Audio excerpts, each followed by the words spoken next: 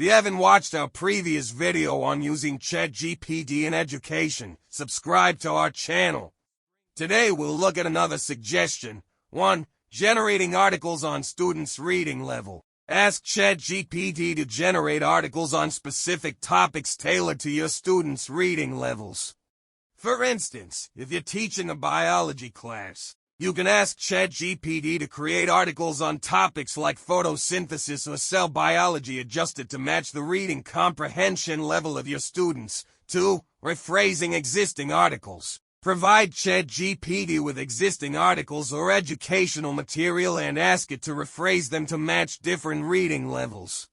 For example, if you have a scientific article meant for high school students, you can request ChatGPT to simplify the language to make it suitable for elementary or middle school students. 3. Customizing content for varied reading levels. By leveraging Chat's capabilities, you can ensure that all students, regardless of their reading level, have access to the same educational content. This customization helps in accommodating diverse learning needs within the classroom. 4. Quality assessment. While ChatGPT can generate and rephrase content, it's important to review the output to ensure accuracy, coherence, and appropriateness for educational purposes.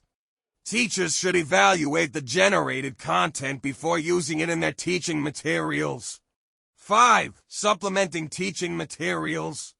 Integrate the generated or rephrased articles into your teaching materials, presentations, or assignments. These materials can serve as additional resources to reinforce learning and cater to individual student needs. 6. Engage students in critical thinking.